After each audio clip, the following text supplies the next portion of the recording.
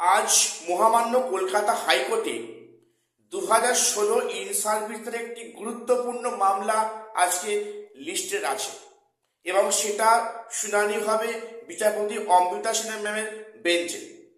তো এতদিন পরে 2016 ইন সার্ভিসরা কোন গ্রাউন্ডে মামলা করলো, আজকে সে নিয়ে বিস্তারিত আলোচনায় আসছি এবং এই যে মামলাটা হলো এর ফিউচার কি আছে, ভবিষ্যতে এই নিয়োগ প্রক্রিয়ায় কোনো এফেক্ট আসবে কিনা আমি সে নিয়ে বলবো। এবং আমাকে অনেকে বারে বারে বলছো যে SSC group C group D নিয়ে কিছু গুরুত্বপূর্ণ খবর বলতে।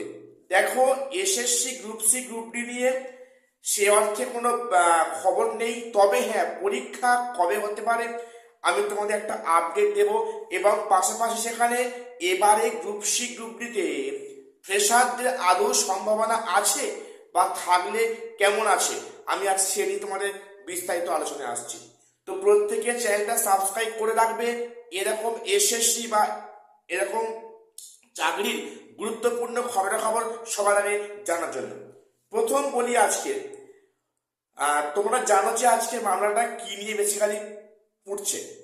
দেখো, সেখানে 2016 ইন সার্ভিসটা এতদিন বাদে পরীক্ষা হয়ে যাওয়ার পর, রেজাল্ট পাবলিশের পরে বা অনেক ক্ষেত্রে ইন্টারভিউ ইলেভেন হয়ে গিয়েছে, শুধু ফাইনাল মেরিট লিস্টের অপেক্ষা। তো এতদিন পরে সেখানে 2016 যোগ্য শিক্ষকরা সামগ্রিক পরীক্ষা পদ্ধতি নিয়ে প্রশ্ন করে দিয়েছেন বা প্রশ্ন তুলেছেন। আজকের যে মামলাটা আছে বেসিক্যালি এই নিয়ে ওনাদের বক্তব্য যে যখন চাকরি বাতিল হয়, যখন প্যানেলটা বাতিল হলো সম্ভবত এপ্রিল মাসে 2025-এ, সেখানে সুপ্রিম কোর্ট থেকে পরিষ্কার বলা হয়েছে 2016-তে কিন্তু পুনরায় পরীক্ষা নিয়ে স্বচ্ছতার সঙ্গে নিয়োগ করা। তো এখানে কিন্তু কোর্ট কোথাও বলেনি যে সেখানে ফ্রেশারদের সাথে বসিয়ে একটা বিশৃঙ্খলা দেখাতে।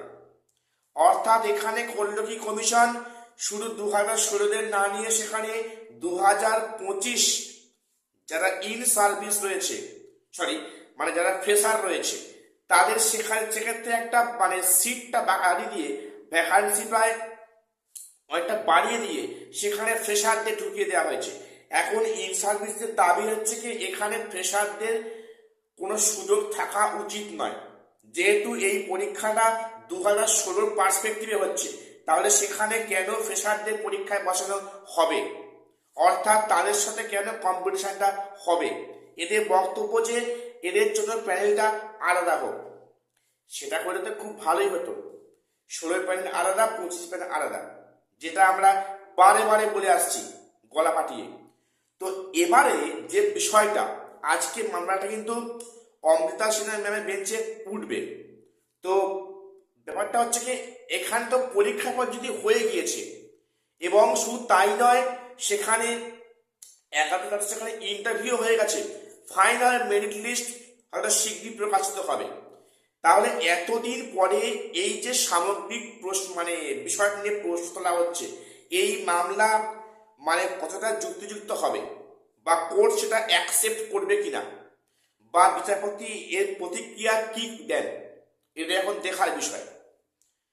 এই মামলাটা কিন্তু যখন গেজেট প্রকাশের পরে করলে বিষয়টা ভালো হতো, এতটা প্রসেস এগিয়ে গেছে, এখন সেটা পুনরায় সেটা কি সম্ভব হবে কিনা বা সেটা কোর্ট সেটা কি হবে না, সেটা এখন আমাদের প্রত্যেকের নজর থাকবে।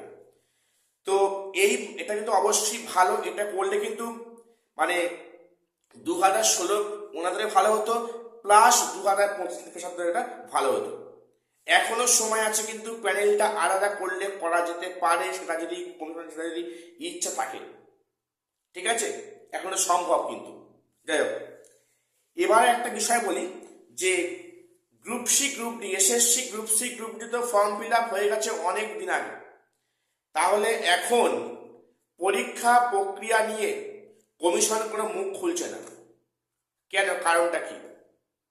দেখো, এখানে যে বিষয়টা বলি, তোমরা জানো যে পরীক্ষার এখন ডেট কিন্তু ডিক্লেয়ার হয়নি, যেটা মোটামুটি জানা যাচ্ছে যে ফেব্রুয়ারি মাসের 15 তারিখের পর যে সানডে আসবে সম্ভবত সেদিনে গ্রুপ সি কিংবা গ্রুপ ডি পরীক্ষা হতে পারে, এবং তার পরের সানডে কিন্তু আর একটা হবে গ্রুপ সি কিংবা গ্রুপ ডি।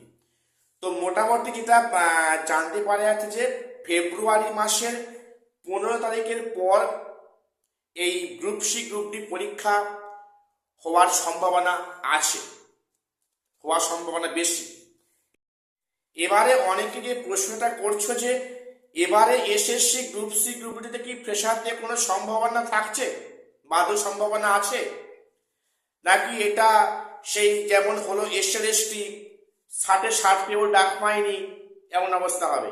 দেখো এখানে পরিষ্কার, এখানে এক্সপিরিয়েন্সের 5 মার্কস রয়েছে, কি গ্রুপ সি বা কি গ্রুপ ডি। তো এক্সপিরিয়েন্সের 5 মার্কস যে পাচ্ছে তার মানে ঠিকই থাকছে। এবং এখানে 2016 থেকে 2025 কিন্তু গ্রুপ সি গ্রুপ